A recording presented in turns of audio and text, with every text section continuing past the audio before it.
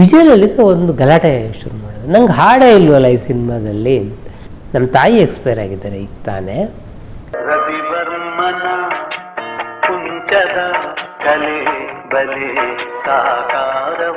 ಸೊಸೆ ತಂದ ಸೌಭಾಗ್ಯ ಅಂಕಲಂಗಿ ಅವರ ತಯಾರಿಕೆ. ಆವಾಗ ಸಂಪತ್ತಿಗೆ ಸವಾಲಿನ ಒಂದು ಪರಂಪರೆ ಶುರುವಾಯಿತು.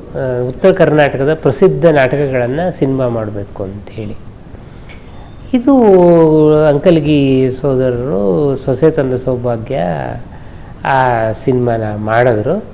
ಆ ಸಿನಿಮಾ ಮಾಡಿಬಿಟ್ಟು ಅದರ ಶೂಟಿಂಗ್ ಗಿಟಿಂಗ್ ಎಲ್ಲ ಮುಗಿದು ಹೋಗಿತ್ತು. ಆವಾಗ ವಿಜಯಲಲಿತ ಒಂದು ಕಾಲದ ಬಹಳ ದೊಡ್ಡ ಹೀರೋಯಿನ್, ತೆಲುಗಿನಲ್ಲಿ ಬಹಳ ದೊಡ್ಡ ಹೀರೋಯಿನ್. ಅಂಕಲ್ಗೆ ಬಹಳ ವರ್ಷದ ಮೇಲೆ ಬೇಕೇ ಬೇಕು ಅಂತ ವಿಜಯಲಲಿತ ಒಂದು ಗಲಾಟೆ ಶುರು ಮಾಡಿದ್ರು, ನಂಗೆ ಹಾಡೇ ಇಲ್ವಲ್ಲ ಈ ಸಿನಿಮಾದಲ್ಲಿ.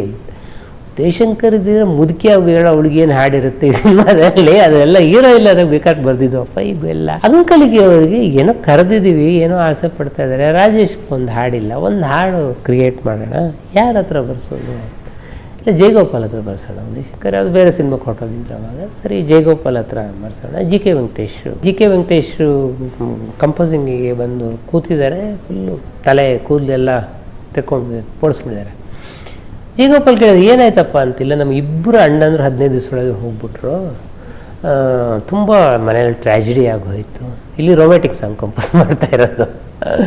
ಸರಿ ರವಿವರ್ಮನ ಕೊಂಚದ ಕಲೆ ಬಲೆ ಸಾಕಾರವು ಅದರ ಹಮ್ಮಿಂಗ್ಸು ವೈದ್ಯನಾಥನ್ ಕೊಟ್ಟಿರೋದು. ವೈದ್ಯನಾಥನಲ್ಲಿ ಹಮ್ಮಿಂಗ್ಸ್ ಭಾಳ ಇಂಪಾರ್ಟೆಂಟ್ ರೋಲ್ ಪ್ಲೇ ಮಾಡುತ್ತೆ.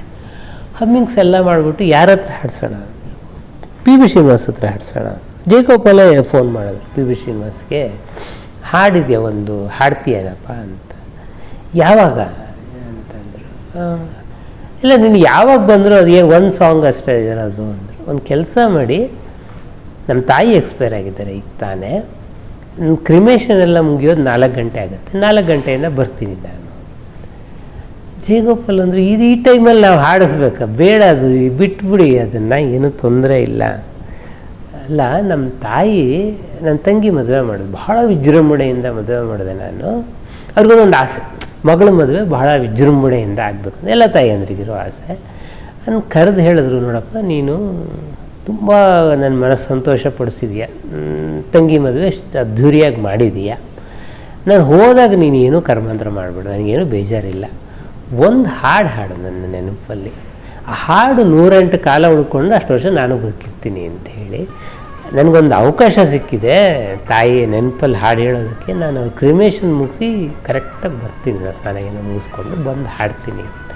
ಹೀಗೆ ಪಿ ಬಿ ಶ್ರೀನಿವಾಸು ಬಂದು ರವಿವರ್ಮನ ಕೊಂಚದ ಕಲೆ ಬಲೆ ಸಾಕಾರವು ರೊಮ್ಯಾಂಟಿಕ್ ಸಾಂಗನ್ನು ಹಾಡಿದ್ರು ತಾಯಿಯ ಕ್ರಿಮೇಷನ್ ಮುಗಿಸಿ. ಬಟ್ ತುಂಬ ಸಲ ಪಿ ಬಿ ಶ್ರೀನಿವಾಸ್ ಈ ಮಾತನ್ನು ಹೇಳಿದ್ದು.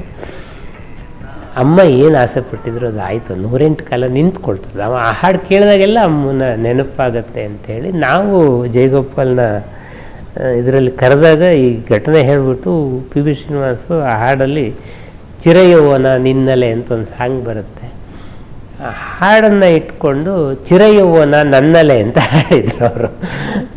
ಅದು ಒಂದು ಮರೆಯಲಾರದಂಥ ಹಾಡು. ಕಲಾಚಂದನ ಯೂಟ್ಯೂಬ್ ಚಾನೆಲ್ನ ಸಬ್ಸ್ಕ್ರೈಬ್ ಮಾಡಿ, ಲೈಕ್ ಮಾಡಿ, ಶೇರ್ ಮಾಡಿ, ಬೆಲ್ ಐಕಾನ್ ಒತ್ತೋದನ್ನ ಮರಿಬೇಡಿ.